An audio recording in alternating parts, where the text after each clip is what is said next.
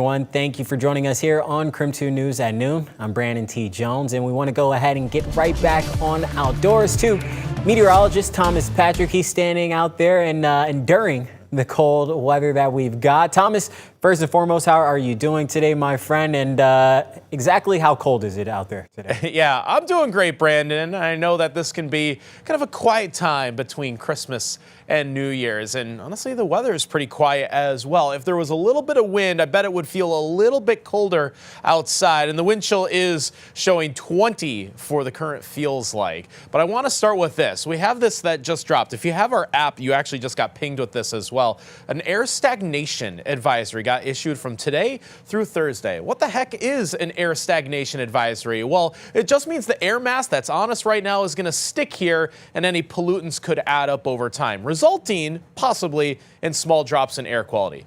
At the moment, that's not happening. This would just be the beginning of it. If anything, we would feel that more on Wednesday and Thursday. But basically, this high pressure region right over our area just keeps compressing the air down towards the ground. And of course, we live in the bowl that is the Columbia Basin. So it is hard to kind of refresh and filter out the air and the atmosphere that sits on top of us. But hey, we'll take the sunshine out of this calm weather pattern. Honestly, just signs of just some stable weather to work with. There's your wind chill. Feels like 20 with a bit of a breeze, but our temperatures are a little better than they were this weekend, but it's still 29 degrees at noon.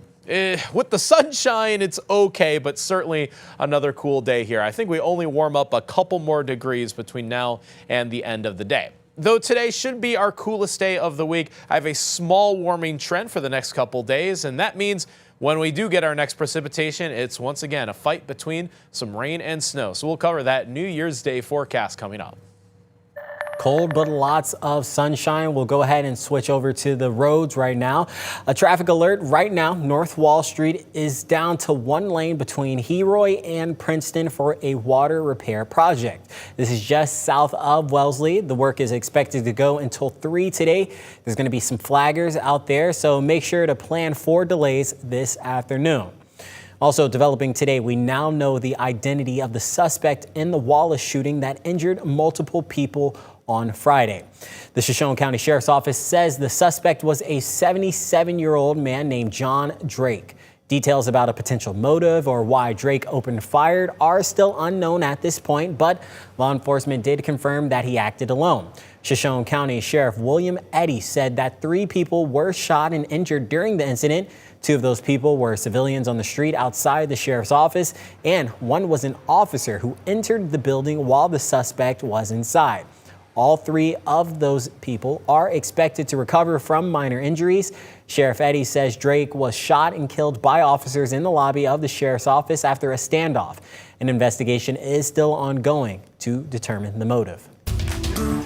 Over the weekend, a Sandpoint man died after crashing into a train. Idaho State Police say it happened just north of Sandpoint on Sunday afternoon. They say the 63-year-old was driving on West Selly Road when he hit a moving train. ISP says the man was not wearing his seatbelt at the time of the crash and died at the scene. The crash is still under investigation.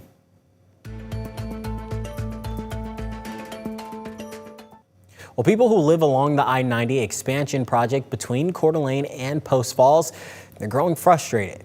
Homeowners say the noise from construction is, quote, unbearable, making it difficult to sleep at night.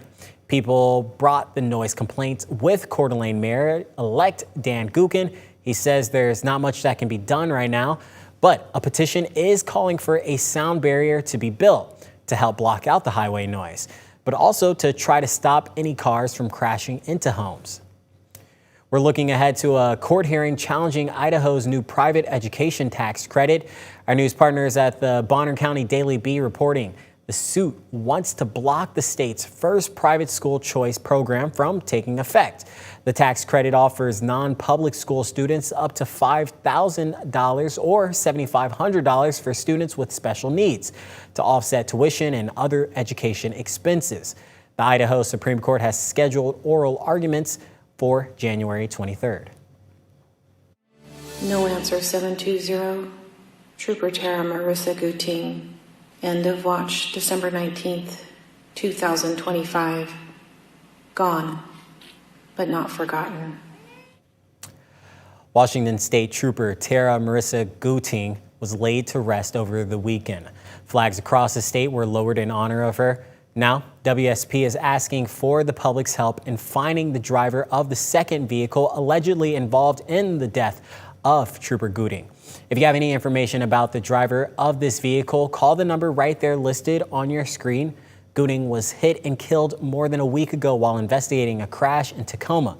Police say the driver of the car hit her and knocked her into another lane of traffic. Officers say a pickup truck then hit the trooper and did not stop.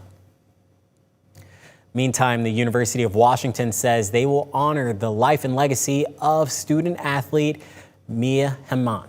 On January 6th, the star goalkeeper lost her battle with stage 4 kidney cancer this fall, and the school will hold a memorial at the Alaska Airlines Arena at 4 p.m. She was just 21 years old.